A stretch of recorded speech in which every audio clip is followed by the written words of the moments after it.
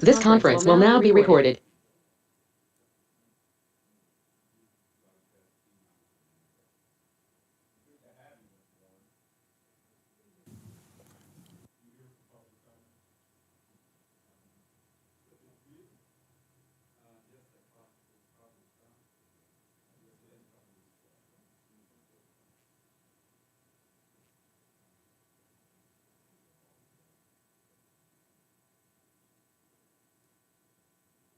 Classy, that's all.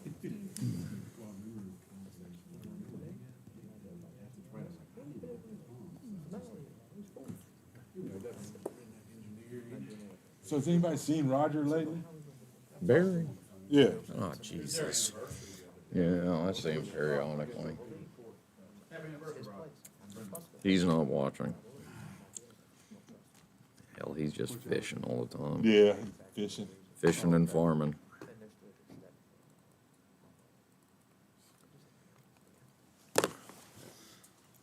All right, I don't see anybody else jumping in here. Y'all ready?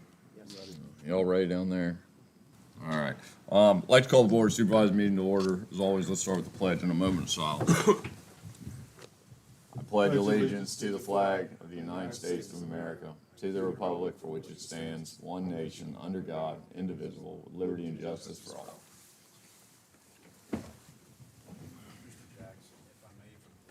Absolutely. Please do so in memory of Jim Moore.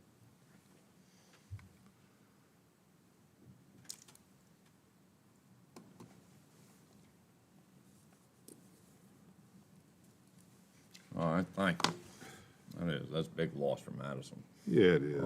He went out the right way. We do have a quorum. We do need to adopt an agenda. Understand that Mr. Jude will be here in just a couple moments. Anybody have anything we need to add to the agenda this evening?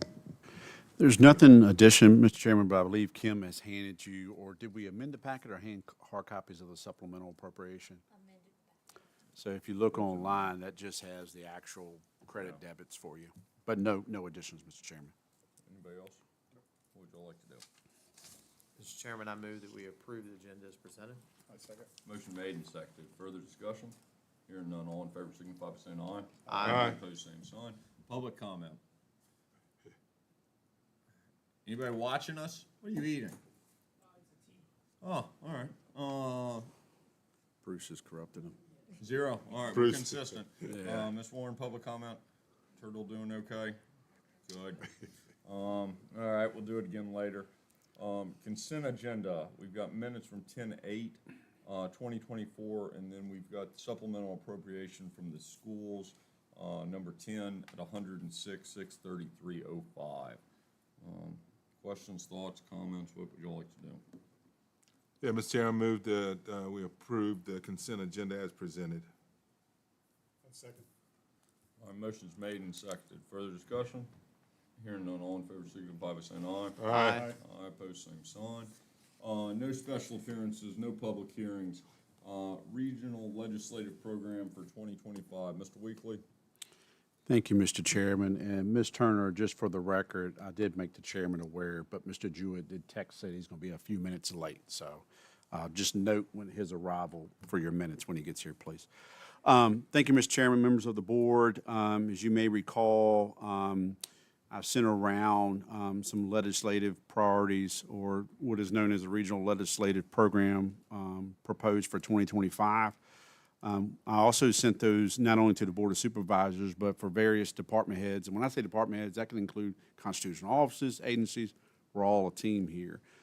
So we did get their feedback. I'm not sure if there's any specific priorities that you all may have question on. Overall, we would be looking for the board to consider to endorse this platform. Some of these are carryovers, such as stopgap funding for schools. As you may recall, when there was, I think it was the grocery tax, and there was supposed to be this hold harmless.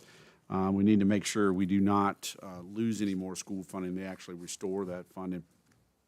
Some of the feedback, if I may, Mr. Chairman, I think it would maybe be more beneficial to read that. There's concerns over at CSA. I met with Ms. Ward, Director of DSS, and Tiffany Woodward, their Director of CSA. There's language, Kim, if you go to 18 of 56 on your PDF page, number for the board packet, Children's Services Act, I believe we can strengthen the language there in either of the bullet points, but the concern was, and I believe Mr. Jewett or Mr. Dawson, one of the two, you all directed staff based on awareness that was raised on some pending unplanned expenses for CSA.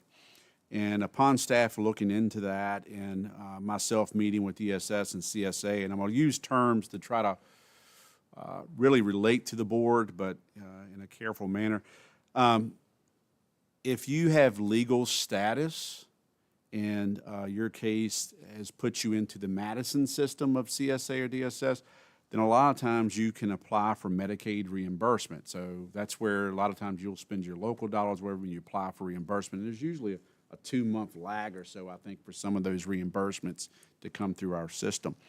However, if you do not have legal status, that could have impact to Madison County.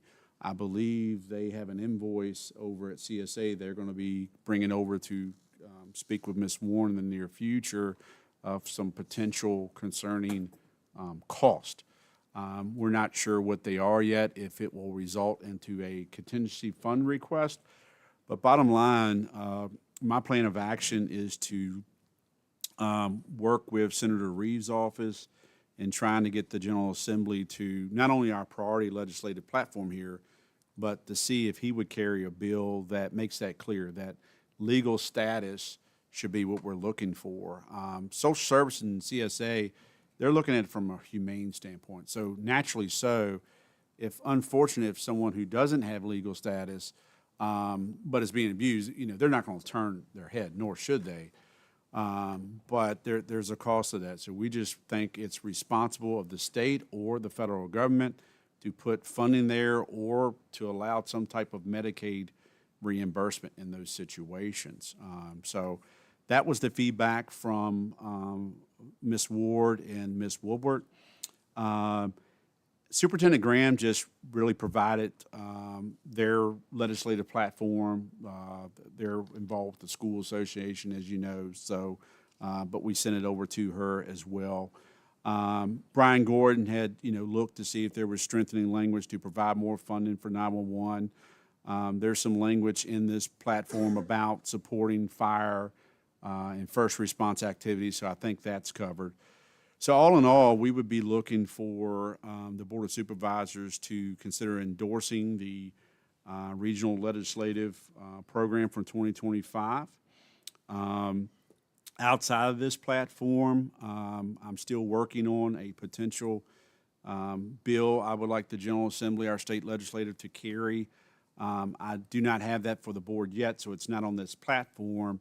But essentially what that would look like, community paramedicine, you may remember we started small here, and that did not add staff. We're going to talk about it at your November meeting. They're going to give you some example of cases they worked on recently, what that's impacted for the community, and some money saved as well. But that program cannot be sustainable through your funding alone, and that's why we have not expanded. One, it's new, start small.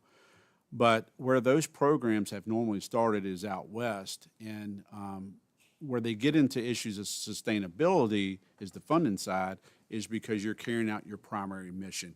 You're trying to make sure you have qualified people, you can attract, retain qualified people to run the calls, let alone to do house calls, if you will, as community paramedicine program does.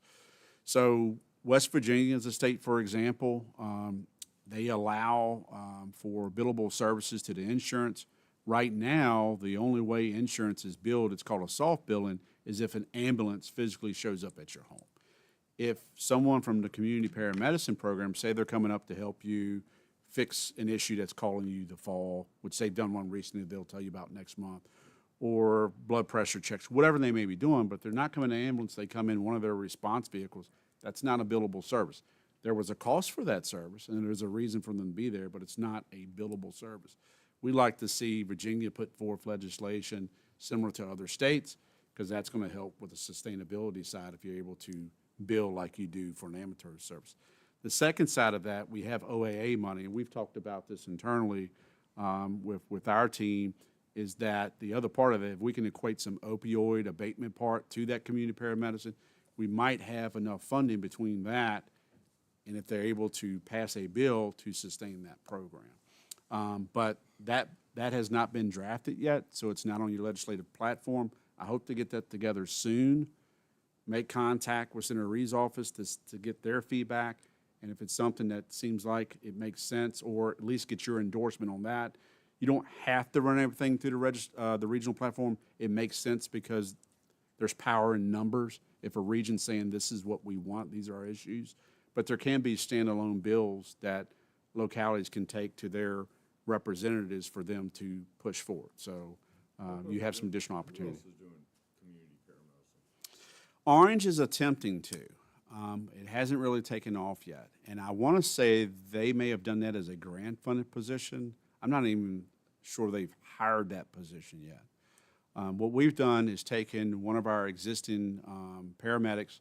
Actually, I think there's a certification in community paramedicine that you can get. And they are, during their normal shift, there will be a few hours that their lieutenant will allow them to put towards this program, and to where we're not short-staffed. So again, you'll hear a little more about that program next month and see if you like what you hear and if it's something you want to continue either at that pace or you don't like it, if you want to increase it more. But what I'm communicating today, without that legislation and/or using some of the OAA money, it's not sustainable, nor would I bring to you a program to increase taxes. It's just not appropriate. So there may be some movement from hospitals later on. We do not have a commitment from UVA at this time, other than I think it's the 25,000 they put up. That's for program base. So if you want to print out brochures or advertise or do some low-level visibility stuff, it's for that. But 25,000 is not going to stand up that program nor sustain the program. So we'll see. How long does that opioid money go for? It goes for 20 more years? So the direct payments, and very good question, the direct settlement payments, I think it was like an 18-year schedule, 18.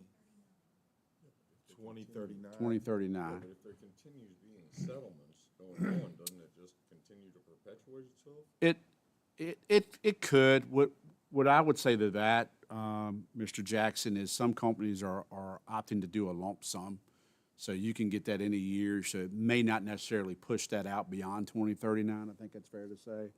But we do not know if there are other companies that'll drop in. We've had a couple, I think, in the last quarter that were recent settlements, but there's no guarantee it would push it past 2039. We had our first quarterly, I know I'm off legislative issues, but we had our first quarterly, what they're referring to, point of contact opioid abatement meeting today, and it was really set up to start getting folks to communicate, either within your region. Virginia Abatement Authority, the OAA that was set up by the General Assembly. And it's good. Just like we met with Ms. Dupree, our district representative from OAA, we wanted to see what other communities are doing to give us some ideas, because essentially the first thing that comes to mind is drug court. And if you have things already established, like a Narcan program, you can't do like a revenue recovery. It's like, oh, we're going to start buying Narcan now. It has to be essentially like a new program or new cost. Like we did use some of the monies for the security upgrades, because we have to secure the opioid location for the renovation project. So there are some ways to use that money. Anybody else using the opioid money in a creative way? There's a lot of different ways. I can't speak to them off the top of my head. What I'll do, can remind me, I'll make a note. We'll send you the link that we sent around to, like, the sheriff, Clarissa, Noah, and all of them. We'll send you the link that opens up all the communities within the state of Virginia and kind of give you an idea of what they're doing. All right, who has questions on this legislative packet? No, it seems pretty wide. There's not a whole lot of specific stuff There's not a in lot there. of controversial stuff. It looks like it's all pretty rural-oriented and work in our favor. I only saw one reference to a House bill in there. I was a little surprised that it wasn't more specific, but I guess Eldon James and them, they know how to work this thing, so. Jonathan's action is that we consider endorsing this packet. Probably should do that through a motion if nobody has any issue with it. What would y'all like to do? Mr. Chairman, I move that we approve the regional legislative packet. Second. Motion made and seconded. Further discussion? Hearing none, all in favor signify by saying aye. Aye. Opposed, same sign. The only other one, I'm sorry, I gotta go. I'm shooting back on this. The community paramedicine, which sounds like a good thing, and I understand they're gonna come and talk to us about building a ramp that provide, is that right? Providing access. That's one of so the that it's 5 or one of 6. Multiple programs. But, if West Virginia is doing this paramedicine, I mean, you're talking about expanded, insurance services, especially when it pertains to revenue recovery. Does that not have trickle-down effects to everyone else? I can't explain if the question lies not within a very there, big does it question. cause your insurance premiums go up? I don't have any data that would suggest that. I will ask, because I'm sure to answer that question would be what happens to premiums now if you're billed? But I'll have to ask that and bring that as a follow-up At to this you all. point, the way that we're handling community paramedicine is basically deferring, expensive run cost, to these places by doing preventative measures prior to, the need for those services. And by not running those expensive crews out there, then hopefully we have. So I'll give, Savings somewhere, huh? I'll give you an example. I'm not I gonna, don't think well, that's I'll give a general example because I don't want to steal their thunder from next month. But, and these are legitimate. These Oh, no, aren't, sounds these good, aren't sounds good. fluff. So one of the things I learned, I get the active 911 alert, and that's just part of the emergency management structure. But sometimes when you see a no unit available, it's not because they're working multiple crash scenes. They have an internal rule that it's 1 person per 100-pound patient. So if you have a patient who has fell, and I'm not trying to say anything negative, but this is real. So if someone's 300 pounds or over 200 pounds, you're sending 2 ambulances because there's 2 people that make up a ambulance. So that could be a result of NUA, because I'll see sometimes like 1 call and then, 10 minutes later it's NUA. I'm like, how the heck, there's not another call behind it? I'll call down there. I don't micromanage, please don't take it that way. I'm just trying to educate myself to in turn give you information. But if you can, this one case they're gonna tell you about next month, that was given multiple calls because their situation to get from that house to this vehicle, to get to the appointment, it was getting them out so they can get to the appointment, and then when they got back home, it was going out again to put them back in the home. So when you're tying up an ambulance, let alone 2 ambulances, there's a cost, and if it's multiple times a week. Falls, I mean. So fall is the low-hanging fruit, and that's when we said start small, it was that specific, those specific cases or needs. That's a good thing. But no, falls are pretty heavy. All right, moving on. We'll hear about that next month. Oh, Appointment, I got please. one thing Yeah. on the opioid money. I don't believe we have done it, or should we consider doing it? The opioid money is, what are we have this money and then stuff comes up, we go, okay, put it on that. Should we have a list? Should we focus on what we want the opioid money to be spent on going forward, or just? Are you Play referring it just by ear. solely to the local share? Yeah, and yeah. Not, projects that go before the authority for funding?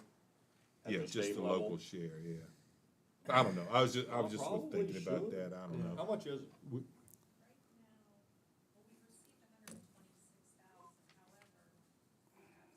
however, we have, tagged, what was it last month?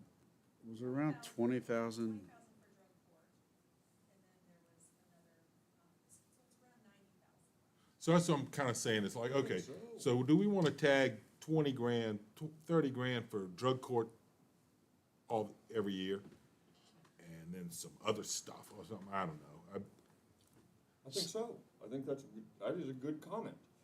We've been doing the drug court now for how many years? This is the first year we funded it with this stream. We've been doing it, I think, for I think it's 2 3 years or years 3 years, total, but this is the so. first year we've used this This funding is for good. it. How was it funded before? Straight, Through the operational budget. general fund.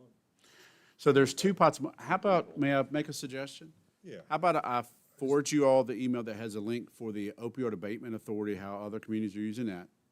We'll get, I'll have to go back through history, but it'll be a good time to look at the total class action lawsuit, the settlement, because each county had it's a big number, but you only received 35% of that through direct payment. The rest of it sits at OAA.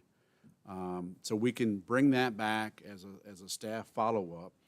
We can talk about the direct payments, how we've used that, and then maybe you want to target either direct payment use or you want to target that in the opioid abatement authority. Why wouldn't the direct funds coming from locality just be part of the budget process?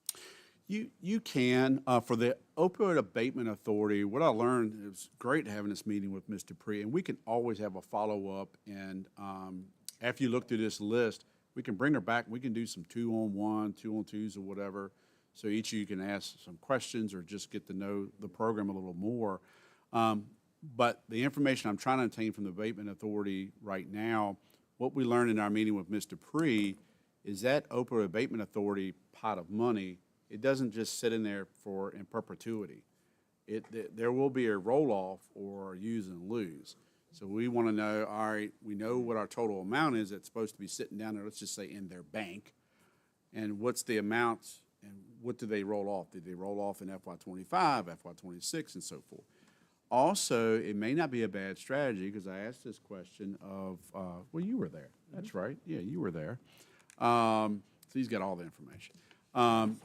It may be best if you use or lose the opioid abatement money to use that first instead of your direct settlement payments, because I don't think there's a shelf life on direct payments, but I can ask that question. The total anticipated effect, $677,000 across all the years. So it's an average of, I think, around 25 to 30,000 a year. I do think the drug court would be a good one, because that specifically, you could not go before the OAA, correct? Because that's already in place.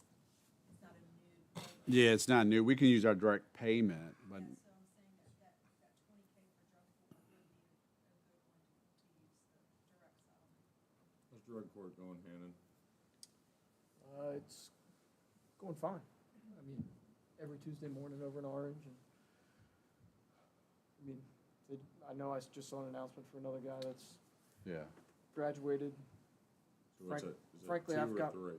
Frankly, I've got one who's a Madison guy that is in phase 5, so he's hoping to finish at the end of the year. Good, good.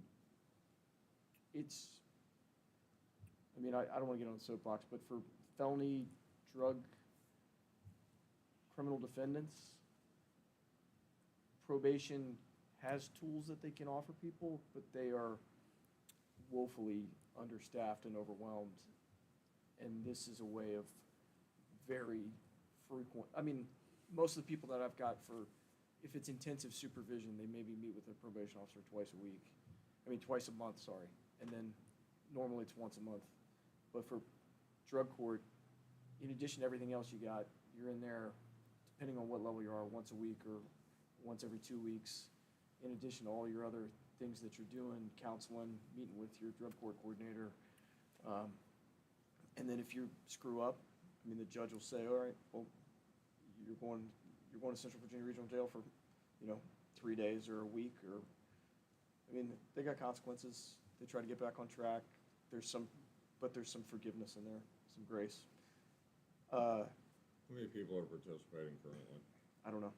I can find out for you.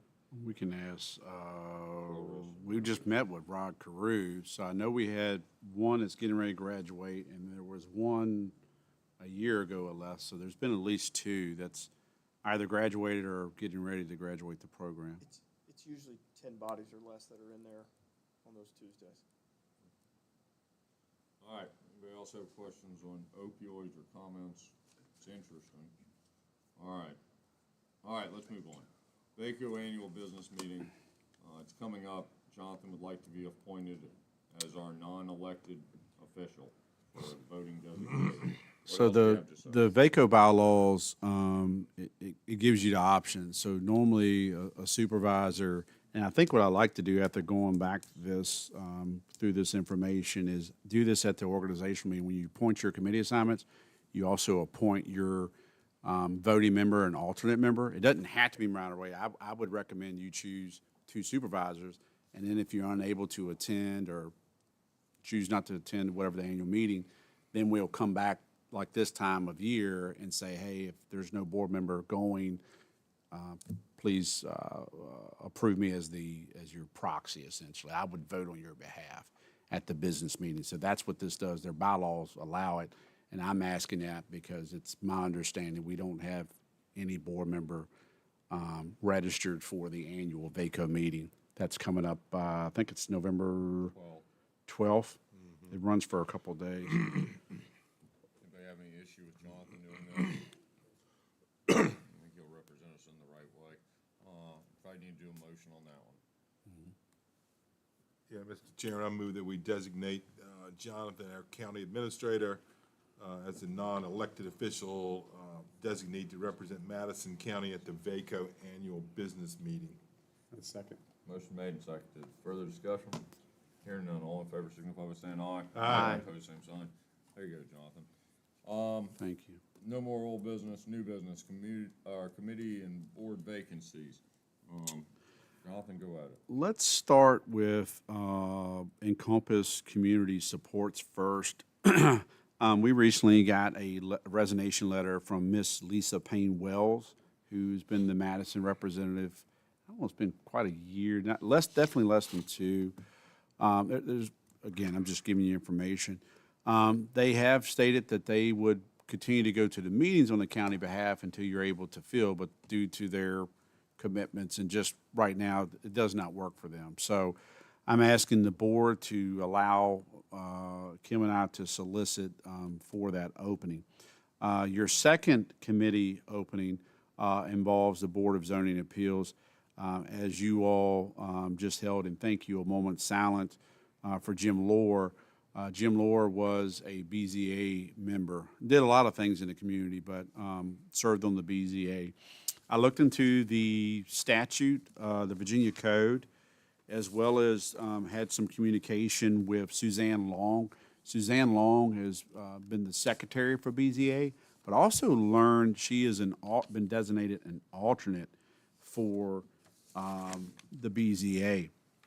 The Code of Virginia allows for someone can be recommended, so the court appoints the position. The board recommends the appointment of that person. So you can recommend, it doesn't mean they're there yet, you gotta submit it to the court. They can fill out legally by the code the remainder of that term, and they're supposed to be 5-year terms. Also, what I learned through reading the Code of Virginia about Board of Zoning Appeals is you can select a minimum of 1 alternate or up to 3. What I would recommend, Suzanne's appointment actually runs through end of 2025. I would recommend you appoint Suzanne Long, or recommend appointing Suzanne Long to fulfill Mr. Lohr's term, which would end at 2026, and then allow us to solicit for an alternate. And when we get folks interested in an alternate, we have one. We haven't even put it out there. They just happen to come out of the office and ask about openings. But let us solicit for an alternate and then bring back those candidates, and you can choose who you want as your alternate. I don't think 3 is needed. The code does allow, if you feel like you want 3 alternates, fine, but I think you should at least pick 1. How does everybody think about that? Everybody good with putting Miss Long to fulfill Jim's term? Yeah, she's a pretty dedicated person from what other stuff she's done in the county, so. Jim would like that. He was okay with her. Yeah. Oh, yeah. And the applicant, again, we haven't solicited yet, so I think Kim hands you one. Mr. Hoffman did submit. I told him he was asking about committees because he was here for Thomas Jefferson Area Criminal Justice Board, I think is the name of it. And he was just talking committees in general, and I made him aware of 2 openings, so he filled out 1. I would say if the board's fine with, as presented here tonight or as recommended, we would put this out for at least 2 weeks and then bring back all applicants to you all at your next meeting to consider and make a decision on recommendation of an alternate appointment. We need to put it out longer than 2 weeks. Do you like for 30 days? Month, yeah, please. Oh, and that reminds me, Yeah, you and I yeah, had, yeah, please, I want to. please, catch this, One Ken. This will be about we can- advertising. Yeah, one. What's Jim down? He's smiling about something. I'm sorry, go ahead. Oh, Thank you. His application's good, isn't it? Yeah, Hardy just got that one. I don't know, the Madison Eagle is terrible. Just terrible. And just I straight know. downhill. They could not do a worse job. I guess they could, but not a whole lot. I think we should advertise on the Mad Reporter thing, and I know that doesn't touch as many people. But I think they've been I think Madison Eagle's been basically extorting money out of us for years and making up a lot of their revenue from localities. And the cost is very, very high. The budget thing is super expensive to advertise, which I know we continually do and have to. But I would like to get away from supporting somebody that sure the hell doesn't support Madison County in any way. It's not even a local paper. No, I know. no. Stories from all over the state. Yeah. Nothing about local. That's See, it's funny, at Skyline Cap, we get the Greene County Record and the Madison Eagle, and you hold them up next to each other, they're exactly the same. So, Mr. Chairman, I think, and thank you for bringing that, because you and I spoke about that prior. I think this would be definitely a good time to try this out. I have physically seen the court order that was signed by the judge, because the General Assembly approved online, but you still had to take it to the judge to be recognized as regularly circulated. So I have seen that, and I believe he's set up as a vendor. We'll check the Mad Rap recorder. I believe they already are. The question I was going to have for Hannon, if you have to bring it back, that's fine. I'm sorry to put you on the spot. The code, there's a certain separation of dates of advertising between the first and the second, but primarily I want to stick with the term of regularly circulated. And I would believe if the General Assembly had passed an online publication, the judge assigned the order, they would be recognized as a locally, generally distributed paper or media outlet. Correct. Okay. And they have to, I'm pretty sure that, Mad Rapper, whoever it is that wants to qualify as an online only, to be considered regularly circulated in the area, has to meet certain metrics in order to qualify with the circuit court judge, and then they get approved. And then I think that's an annual re-up that they have to do. If anything I'm saying is wrong, I will let you know, but I'm fairly certain that's correct. What else do they read on the front stoop of the Outland store? Rappahannock paper, that's a good one. It's a very good paper. But I don't know, challenge, right? beyond Banco and Syria, I doubt if it gets circulated too much further. My next question was going to be, so the concern here tonight is the Eagle has gone to a more, I don't know if you want to call it a regional paper, it's less local news. I guess I'd like to talk to this about the board. We kind of talk this out or bring this back later, but is there a desire for us to, one, we can notify the Eagle, but really notifying the citizens, maybe this is kind of our last public notice in the Eagle, if you will, that moving forward, Madison County Board of Supervisors is giving notice, or what do you suggest? Just so folks know where to go for these public advertisements. Well, Or do we keep doing both? I just need to.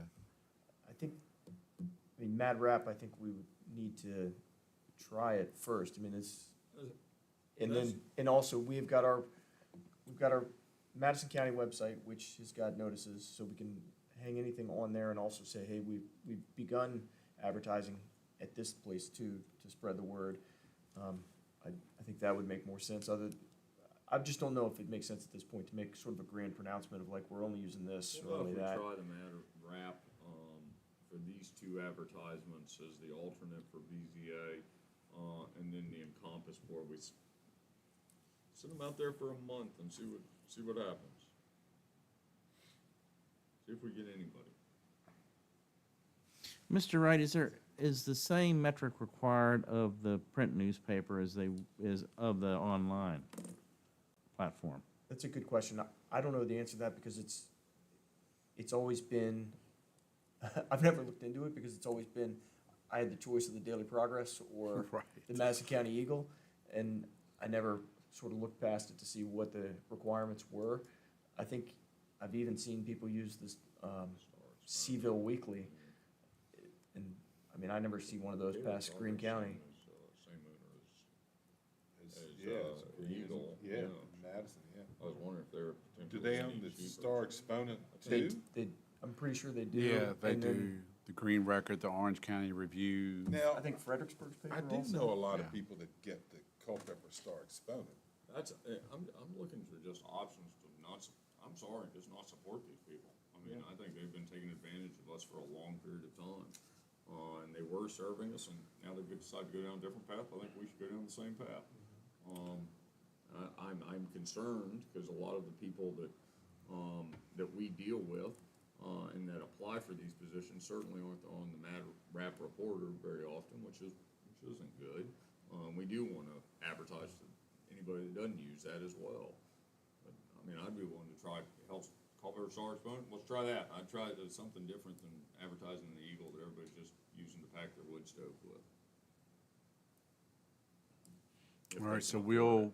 so what I'm hearing is for these two vacancies, we'll advertise in the Mad Rap, and maybe we'll still give some thought and review of moving forward as far as newspaper is concerned. Come back in 2 weeks with some costs. I mean, the good news, depending on your action you do at number 6, there's not a lot of upcoming advertisement for public hearings. You would eventually hit one for December's joint meeting, so we have some time. So maybe come back in November meeting to talk about it? Yeah. Okay. And then Mr. Wright was so kind to review on the fly moments ago. In looking at the BZA, I'm sorry, did I cut you off on a vote? No, you already voted. Forgive me. What we've seen in state code, there was a sentence in there about paragraph C. No, we gotta do that yet. Suzanne, we have. Yeah, go ahead, All right. keep talking. We'll get to it. I'll try to be brief. So you cannot, to be a BZA member or consideration for an appointment, you cannot serve on another public office or committee unless it's the planning commission. So what I asked Mr. Wright was, being that Steve's on the Thomas Jefferson Area Criminal Justice Board, this would, The IDA also. he is also IDA. So this would preclude him from being able to serve in that capacity according to the Code of Virginia. All right, So we'll make that proper notice. so let's good Googling there, Henry. We do need to appoint Suzanne to fill that term. Probably should do that through a motion. Yeah, so moved, Mr. Chairman. Second. Motion made and seconded. Further discussion? Hearing none, all in favor, signify by saying aye. Aye. Pose same sign. All right, let's advertise for a month on these other two, see what we get. Okay. There you go. No, he could quit the others and just do BZA. Maybe we need to go back to the old town crier. No, I'm. I know. We'll hire Chuck Jackson to go out downstairs and manage it. The town of Warrenton, remember that, Mr. Dawson? The town of Warrenton has the town crier. No, it makes you think, should we do like a bulletin board, or should we be sending some type of pamphlet or some type of mailing to like Etland Store and Otis's shop and some of these different community hubs? And even with the pain in the neck to do all that and the postage, we're still huge amounts of money ahead of doing the newspaper. Probably reaching. I know, that's terrible. I'm sorry, Kim. This is a bad direction to go. You should. I mean, no, exactly. That's exactly what I'm thinking about. What is it even the subscription rate anymore for the Madison Eagle? $3, isn't it? I mean, it's, the Oh, circulation. no, it's huge. Oh, yeah, And Mr. Jewett, to your question, I'd like to know that. it looks like the requirements are, it's gotta be in English, has to provide news coverage of the area in which the notice is required to be published. It has to be published in printed form at least once a week. This is for the old printed version. And then it doesn't say a number, it just says it has to have a bona fide list of paying subscribers. So that's, So they have a lobbying group. I think we should be thinking about something different. And if we can go down Chuck's path with Mad Rap Reporter, and any other one that wants to sign on up and do it, I think we play that. I think Chuck is at $90 per advertisement. Like 99, something like that. 99. I'm sure still over the money, years, if yeah. he gets the corner, it'll probably go up, but that's the Yeah, current sure. rate. I don't know. Think about some ideas. I'd be willing to send some of these places and let some of our community people support and push it. Yeah, there's really two issues. One, we want to comply with the law. Of course. And the second, though, as important, is to get the word out to everybody on everything. That's right. 100%. Does the school have a newsletter? Like You the vote school? for the alternate or solicited It sends alternate? out to all the. I think the we can do that communications on our- person is not there anymore. So we've got covered. We'd be lying to get rid of him. He would suck. We'll advertise for it, so that's fine, okay. I don't know. I think they do. I think they've got a, I think they have some type of newsletter, but I think it is all digital at this point, through their website, and their website's not good either. It's very hard to navigate, in my opinion. Think about some solutions. Let's do something different. I don't think there's any reason why we shouldn't do something different. Food line is certainly a good suggestion. Everybody and the brother passes through there. We should. The we dump, should- I mean, the dump, transfer same station. Same thing. Put up something up that we have to tear down every couple months, or that blows off with wind. It's just what it is. We need to do something because the Eagle sucks. Moving on. We don't have any cases for November. Does anybody see any reason we should meet as a joint with the planning commission? What would y'all like to do? Mr. Chairman, I move that we cancel our portion of the joint planning commission in November. First Wednesday. 6, I think it is. Yes, the 6th. day after Motion made and election. seconded. Jonathan, what did I miss on that? Nothing, because the planning commission chair, which Mr. Nichols has been in contact with, he can, as the planning chair, cancel the meeting. We can only, years ago, I remember attorneys, you can tell me if I'm wrong, they would say the board could only cancel the Board of Supervisors portion. Dustin did a phenomenal job saying it exactly like it Yep, was supposed to. so be. we didn't miss We anything. don't wanna cause animosity between the two boards. All right, motion made and seconded. Further discussion? Hearing none, all in favor, signify by saying aye. Aye. Opposed, same sign. All right, now let's do something. VATI 2024 three-party agreement. Mr. Weekly? Thank you, Mr. Chairman. So you all aware, we applied for the VATI 2024 grant. This covers the northern part of the county, think Etland and those areas. This is, I think, at least the second attempt, so we're happy that that grant was announced and it is awarded. As you may recall, during the first time we applied, part of the application between Thomas Jefferson Planning District, which was a co-applicant, with Firefly required a local match not to exceed $400,000. The Board of Supervisors did pass that. We did assign that amount of money in our fund balance. It shows on the books. So we have that in place. So anytime a VATI grant is announced and you've got more than one party, you have a three-party agreement, you're going to see after this, there's the three-party 2022 that you did prior. We're actually amending, but you can see this is in the same spirit as that grant.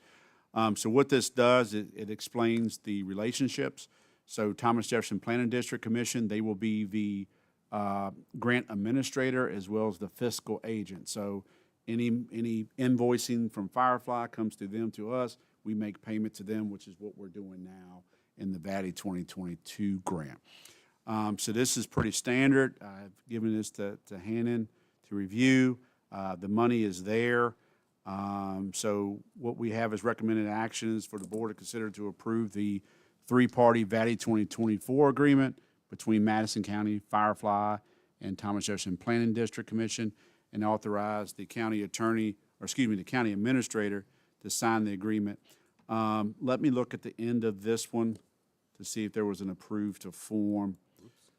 What I would like you to do in your authorization, even though it's not on the 2024, not only authorize me, but authorize Hannon Wright as well for for anything that may need to be executed by the county administrator. Because I didn't see it on the 2024 form, but the 2022 form, that was back when Mr. Gregg was here, there is a approved to form on the bottom of that. So I think what I would do to be consistent is if you approve this tonight, I will go back and ask Thomas Jefferson Planning District to just make that one edit, add that signature line, approve the form for county attorney, so Mr. Wright could sign that should you approve tonight. Or we can ham jam it too, so. Go ahead, please. Is there a new date of completion? I mean, Bryce We- Lee said we- December 15th. Yeah, we do not have that yet. So we are looking for coverage maps that we can share, completion date we can share. This area that they're going to cover, they actually picked up some other areas that's generally when it was looked at years ago, it was like, oh, well, Comcast only, can serve that. It's already served. It's not underserved. They were able, if you remember that map, it kind of looked like chicken pox. It had all these other areas out in Oak Park. I think there was some in Rochelle. So pick up those areas, but most of the area that it's going to serve is the former Ardolph challenged area by Chantel. So when the VADI 2022 grant was applied for and awarded, there's a challenge period. Chantel challenged the northern part. CenturyLink challenged I get myself turned around here, the Wolftown Hood area. They won those challenges. Chantel for this area said, oh, well, the upload, download speeds changed by definition via the state. We cannot build to that standard, so we're out. And that left that gap for that area. So this will cover that area. But we'll get information to be coming soon for completion date. For completion date as well as coverage maps.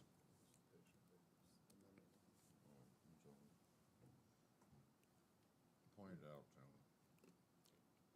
gentlemen. It's in the contract, the 24 months or Yeah. something, isn't it? Yeah, They say it's anticipated to take at least 24 months. So what I would say is let's wait to see what DHCD, because they put out that formal document. When we get the coverage maps, they'll have the completion date on there as well. This language used under paragraph H on page 1 of that three-party agreement says, whereas this VADI project is anticipated to take at least 24 months from the date of DHCD TJPDC grant agreement. So it hasn't been finalized yet. all right. All right, what would you all like to do as far as making Jonathan and Hannon our designees, and acceptance of the VADI 2024 three-party agreement? Move to approve. Motion made and seconded. Further discussion? Hearing none, all in favor, signify by saying aye. Aye. Opposed, same sign. All right, let's do the VADI 2022 three-party agreement amendment. All right, I'll try to summarize this. This can be a little bit confusing, but this was our original VADI grant that was awarded. And when this project first kicked off, those two Ardolph areas I talked about were going to be included with it. When it was challenged, Firefly and TJPDC, they pulled that out of that area. All this is really good news because when I brought the ARPA spending plan to the Board of Supervisors in October of 2021, there was like $2.5 million worth of money received from ARPA, which magically almost matched identically our 10% local match requirement of the grant. So there's nothing new you need to do as far as ARPA spending plan. But what did occur going from an Ardolph project back to the Firefly project, there will be a local match. And that has actually dropped. I think initially it was going to be around $400K or something for that area. It is $250,000. So we have the funding available from ARPA, funds we have sitting in the county coffers. What we will have to do if you approve this tonight, and this is an amendment, I'll get to that in a minute, is we will go into the Treasury portal and we have to report our ARPA spending and create projects. So we will update that to show the new amount of the project. So the funding is there. It's a $250,000 local match. This amendment will put that project area that Brightspeed was going to serve into this project. And again, the three-party agreement, and I included the old one so you can see it, is between the same folks that you just approved. So Firefly, Thomas Jefferson Planning District, and Madison County. Again, the Planning District Commission They act as the grant administrator as well as the fiscal agent. That's their responsibility. Any questions on the amendment to the agreement? And they did a very good job of summarizing in their amendment to the agreement. All right, But I'm gonna steal Judge Thunder on this one. We had it a little mixed. It says it's gonna be complete by December 15th, 2024. I would wait again for DHCDs because It's in the while amendment. DHC, they've been having a lot of verbal. Last line. Yeah, they've been having a lot of verbal. So initially, Brightspeed, that was their timeline, December 15th, 2024. And even in their MOU, Brightspeed could have asked for an extension. And DHCD is the ones that would say yes or no on that. So again, I would wait, just like I stated for the VATI 2024. Let the ink dry. Let's get this approved where we get an official letter from DHCD or something back that says, hey, here's your coverage map. Here's your project milestones. Yep. All right, question, yeah, please. Yeah, Mr. Weekly, this is just out of curiosity. Are there any negative implications for Brightspeed since they're not executing the MOU? I do not know the legality, the responsibility. As you may recall, I asked the board and you authorized me in September of I think it was last year. I sent a letter because I felt like there was a breach of contract based on the monthly reports they were submitting. And at that time, I kind of got a nice letter back that said, thank you, but we're sure they're doing better. I'm not sure if they have to pay any money back that they received, because those were federal dollars. So RDOF was part of that Rural Digital Opportunity Fund, I think is what that stands for. But I'm not sure, Mr. Jewett. There's no penalty to Madison, nor Firefly, nor the Thomas Jefferson Planning District Commission, but I do not know if there's going to be any penalty to them from DHCD, the state agency, for not performing that project. I believe they can sell it, sell it back, but there was money, obviously some money that they did receive for their project that they did not complete. Well, I know that there's no redress we have, but I just find it aggravating because citizens repeatedly ask me, when is it going to get done? When is it going to get done? Well, you tell them, well, we're looking late December of- 24, early 25. Next thing you know, now it's 2 years later. Yeah. They basically slowed down the whole process and caused confusion where they should have let Firefly just do it and That's move right. on, and they were set up for Stay that. away. But no, I doubt they're gonna get any kind of penalty on it. Yeah, I feel exactly where you're at. There's several things. One, it's delayed it. So we've been telling them, and sometimes folks could see information like, well, your story changed. Well, that's because the information changed. But also the cost per passing. When this RISE project was initially put forth, it's not only communities such as Madison, it's multiple communities. And one of the scoring rubrics for the state was cost per passing. You have a larger project, your cost per passing is cheaper. When you shortchange it by saying, oh, Chantel's going to serve it, then they can't, well, then you take what would have been a 4,000 plus passing, that's each home, down to 1,000 or 800 homes, that project becomes expensive. And that's why I think we were passed over 1 or 2 times prior on the grant application. But very good points that you're raising. It is a disservice to the citizens. It's a good news that there's some remedy, but it does cause a delay to get that remedy. Yes, sir. All right, we do need to do a motion to pass this 3-party agreement on VATI 2022, this amendment to that agreement. What would you like to do? And there's a recommended action on the screen Kim has. There you go. Mr. Chairman, I move that we approve Amendment 1 to the 3-party VATI 2022 agreement between Madison County and Firefly, Thomas Jefferson District Commission, and authorize the county administrator and county attorney to sign the amended agreement. I'll second. Motion made and seconded. Further discussion? Hearing none. All in favor signify by saying aye. Aye. Opposed, same sign. Anybody have anything we need to discuss? I want to point out one thing in here, which I think a lot of people I've talked to want to know. Under the 3-party VATI 2024 agreement, Firefly will. That's on page 39 of of the package. Okay. Number 6 says provide service. This is, people want to know, well, will they bring it to my house? Is this right? Provide service extensions from the network backbone of up to 2,500 feet to any location within the project service area.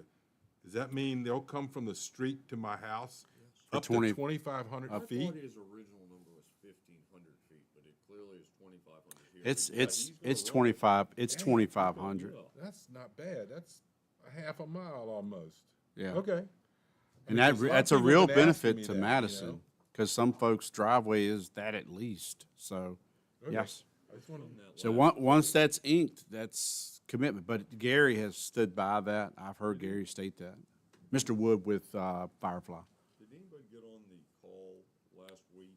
I think it was last week, talking about the Pratts and, Oh, the town hall from Pratts REC. and I know, I don't think it was REC, I thought it was from Firefly. I think But it's Firefly is Pratts on it. and I what think they're one of them calling sends a flyer. McMullen's area, which Yeah. crazy. I bet he's getting paid for that. Good for him. Did anybody get on that? I didn't call? attend that. I have to ask Tracy. Sometimes Yeah, see between what- her or myself, we'll kind of rotate that, but I'm not sure if she Yeah, made It that. looks to me like they're getting very, very close to start connecting people.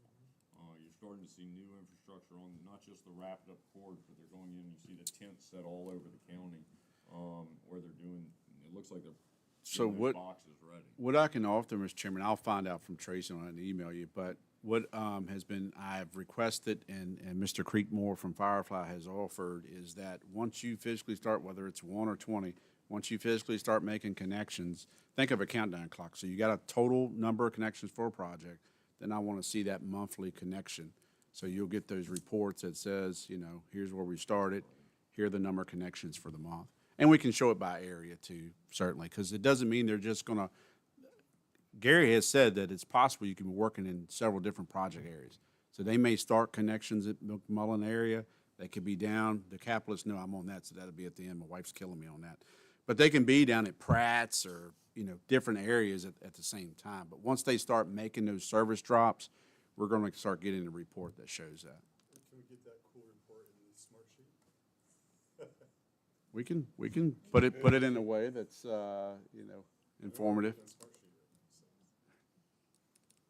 All right. Any other discussion or information and correspondence?